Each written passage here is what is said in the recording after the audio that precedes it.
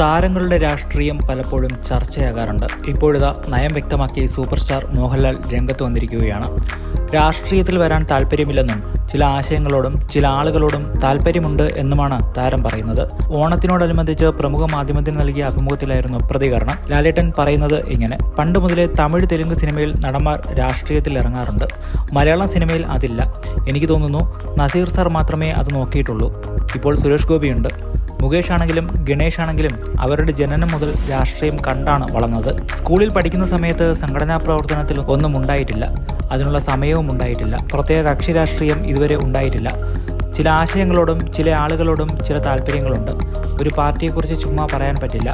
ഞാനൊരു പാർട്ടിയിലെ ആളാണെന്ന് പറയുമ്പോൾ ആ പാർട്ടിയെക്കുറിച്ച് പറയുമ്പോൾ ആധികാരികമായി സംസാരിക്കാൻ അറിയണം. ആ പാർട്ടിയുടെ ആശയവുമായി ബന്ധപ്പെട്ട് നല്ല ബോധം വേണം. ഇക്കാലയളവിൽ അങ്ങനെയൊരു സാഹചര്യം ഉണ്ടായില്ല. ഇനി അതിൻ്റെ ആവശ്യമുണ്ടെന്ന് തോന്നുന്നുമില്ല.